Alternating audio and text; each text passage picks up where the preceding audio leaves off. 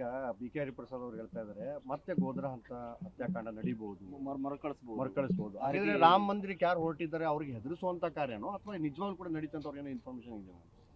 ಇಷ್ಟೇ. ಅವ್ರು ಯಾಕೆ ನೇರವಾಗಿ ಹೋಗಿ ಇಲಾಖೆಗೆ ಆ ಮಾಹಿತಿಗಳನ್ನು ನೀಡ್ತಾ ಇಲ್ಲ?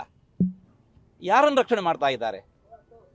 ಅಂದರೆ ಇಂತಹ ವಿಧ್ವಂಸ ಕೃತ್ಯಗಳನ್ನು ಮಾಡಲಿಕ್ಕೆ ಯಾರೋ ಹೊರಟಿದ್ದಾರೆ, ನಮ್ಮ ಹತ್ರ ಕೇಳಿದರೆ ಹೇಳ್ತೇವೆ ಅಂತಂದರೆ, ಕೇಳಿದ್ರೆ ಮಾತ್ರ ಇಲ್ಲ ಅಂತ ಹೇಳಿದರೆ ಅವರ ಇಂತಹ ವಿಧ್ವಂಸ ಕೃತ್ಯ ನಡೀಲಿ ಅಂತ ಅಂದ ಹಾಗಾಯಿತು.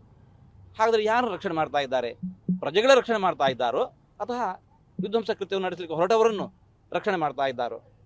ಒಂದು ಜವಾಬ್ದಾರಿ ಸ್ಥಾನದಲ್ಲಿರುವವರು, ಯಾರೋ ಏನೋ ಅಂದರು ಅಲ್ಲ, ಜವಾಬ್ದಾರಿ ಸ್ಥಾನದಲ್ಲಿರುವವರು ಇಂತಹ ಮಾತುಗಳನ್ನು ಆಡಬಾರದು ಅಂತ ಇದ್ದಾರೆ. ಅಂತಂದರೆ ಇವಾಗ ಏನು ಮಾಡ್ತಾ ಇದ್ದಾರೆ? ಈಗ ಎಲ್ಲರಿಗೂ ಜಗತ್ತಿನಲ್ಲಿ ಭಯ ಹೊರಟ್ಬಿಡ್ತು. ಅಂದರೆ ಇವಾಗ ಭಯೋತ್ಪಾದಕರು ಯಾರಾದರೂ ನೀವೇ ಹೇಳಿ, ಈ ಭಯೋತ್ಪಾದಕರಾದದ್ದು ಯಾರು?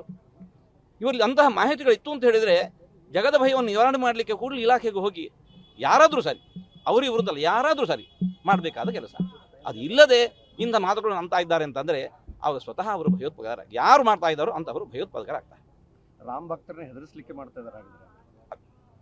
ಅದೇ ಹೇಳಿದಲ್ಲ, ರಾಮ ಭಕ್ತರು ಮಾತ್ರ ಅಲ್ಲ, ಈಗ ರಾಮ ಭಕ್ತರನ್ನು ಹೆದರಿಸುವ ನೆವದಲ್ಲಿ ದೇಶವನ್ನು ಹೆದರಿಸ್ತಾ ಇದ್ದಾರೆ, ಪ್ರಪಂಚವನ್ನು ಹೆದರಿಸ್ತಾ ಇದ್ದಾರೆ. ಯಾಕೆ? ಏನೋ ಒಂದಿಂತ ಘಟನೆ ನಡೆದರೆ ಅದು ಕೇವಲ ರಾಮಭಕ್ತರ ಮೇಲೆ ಆಗೋದಿಲ್ಲ, ಅದರ ಪರಿಣಾಮ ಇಡೀ ದೇಶದ ಮೇಲೆ ಆಗತ್ತೆ.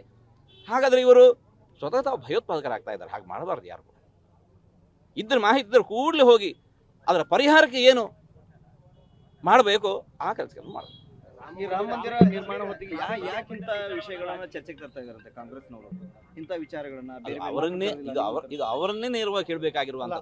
ಯಾಕೆಂದ್ರೆ ಆಗೋಕ್ಕಿಂತ ಮುಂಚೆನೂ ಕೂಡ ವಿರೋಧ ಮಾಡಿದ್ರು, ರಾಮನೇ ಇಲ್ಲ, ಅದು ಒಂದು ಕಾಲ್ಪನಿಕ ಅಂತ ಈ ರೀತಿ ಎಲ್ಲ ಹೇಳಿಕೆ ಕೊಟ್ಟು ಈಗ ರಾಮ ಮಂದಿರಕ್ಕೆ ಆಹ್ವಾನ ಇಲ್ಲ, ಈಗ ನಮ್ಗೆ ಆಹ್ವಾನ ಇಲ್ಲ ಅಂತ ಇದು ವೈರುಧ್ಯ. ಈಗ ಈ ರೀತಿಯ ನಡವಳಿಕೆ ನಿಮ್ದು ಯಾಕೆ ಅಂತ ಹೇಳಿಕೊಂಡು ಅವರನ್ನು ನಾವು ಕೇಳ್ತಾ ಇದ್ದೇವೆ.